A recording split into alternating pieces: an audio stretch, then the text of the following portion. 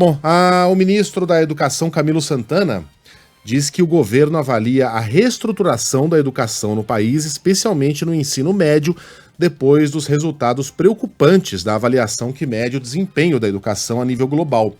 O ranking do PISA, o da PISA, reúne 81 países e os estudantes brasileiros ficaram na posição de número 65 em matemática, 61 em ciências e 52 em leitura. O desempenho está bem abaixo da média mundial, não piorou muito, o Brasil meio que sobreviveu, digamos, na mesma lama em que já estava a pandemia. Outros países caíram muito mais e o Brasil caiu menos, mas a posição continua desoladora em relação ao ranking de 2018. As primeiras posições, para surpresa de ninguém, são ocupadas por países da Ásia. Singapura, com incentivos financeiros e bonificações a educadores, lidera o ranking. O ministro diz que avalia, portanto, essa reestruturação da educação. Outra ação importante que é a garantia da poupança para os jovens do ensino médio. Os estudos e as evidências têm mostrado que isso ajuda a garantir a permanência do jovem na escola. O outro ponto é a reestruturação do ensino médio, para que a gente pudesse aperfeiçoar e melhorar o ensino médio brasileiro. O PISA é a comprovação da necessidade que a gente tem de reforçar as disciplinas básicas do ensino médio.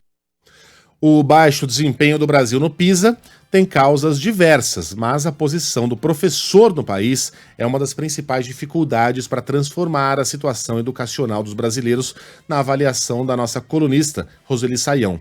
Na visão da Roseli, um dos primeiros passos para que haja mudança na formação dos estudantes tem de ser garantir a valorização dos educadores. Nós iremos ter falta de professores logo em alguns anos, porque é uma profissão que paga pouco, não tem o reconhecimento da sociedade, não tem benefícios, não tem respeito, tem dificuldades de trânsito entre uma escola e outra, fica com um horário muito carregado para ter o mínimo para a sobrevivência, uma vida minimamente digna. As escolas têm poucos recursos.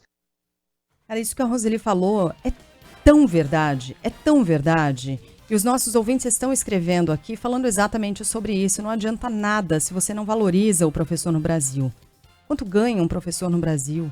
Isso varia de estado para estado, mas a gente está falando de algo como 2 vezes o salário mínimo. Menos do que isso, a depender do local. E aí, o mais preocupante, a Roseli falou assim, olha, no futuro, a gente está correndo o risco de não ter mais professor no futuro. E veja, Megali, eu estava aqui me lembrando, na época de infância, quando, em especial meninas, hoje mudou e tal, brincavam de professora na escola. Aliás, vou convocar aqui os nossos ouvintes. Escolinha? Ainda se brinca de escolinha? Ainda é uma brincadeira, assim, de ser professor, ser professora? Isso ainda é parte do imaginário das crianças? Elas ainda querem isso? E o quanto disso se reverte? E o quanto isso se reverte em, de fato, quero seguir essa profissão? Quantas crianças hoje desejam ali na frente, eu quero ser professor, eu quero ser professora?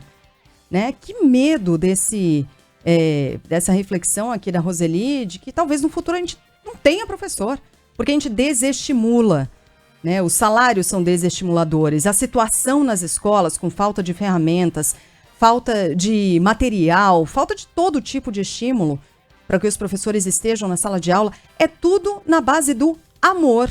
Um amor profundo pela educação, na maior parte das vezes, ou falta de outra alternativa de emprego. Lembra muito bem a Jânia, que é a Jânia de São Paulo. Toda criança queria ter uma lousinha. Lembra então, das lousinhas? Eu adorava. Brincadeira, conjunto de giz. Amava aquilo. Um jalequinho branco ali pra... Hoje eu não vejo mais. Talvez ainda existam crianças que gostem dessa brincadeira, mas eu não vejo. Curte? Então, eu ia chegar lá. Eu tenho uma de 10 e a Alice e o Max, né? Por que não? Os dois. Sim, claro. E o Max tem 7.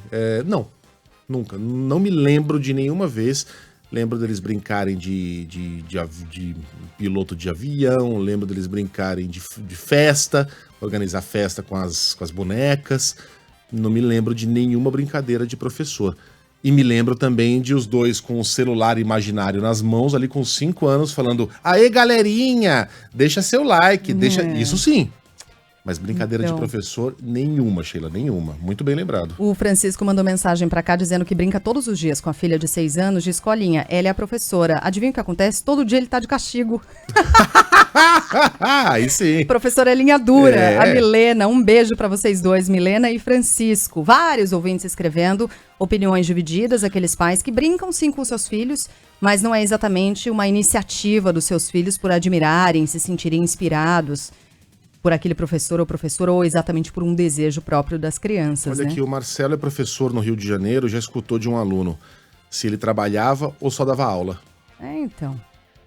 Olha O só. aluno considera aquilo algo que não, enfim, não é uma carreira, não é digno de chamar de trabalho. Olha que loucura, olha a visão das crianças sobre o professor. Então, sem falar nos casos de violência física, alguns ouvintes também lembrando disso, o quanto isso afasta profissionais que gostariam de seguir nessa carreira e, no meio do caminho, desistem por causa de casos de violência dentro da sala de aula. Olha a bolinha aí caindo. Gente, despencou uma bolinha de Natal Tá dentro do despencando estúdio. enfeite aqui, minha gente. Vamos melhorar esse dureque.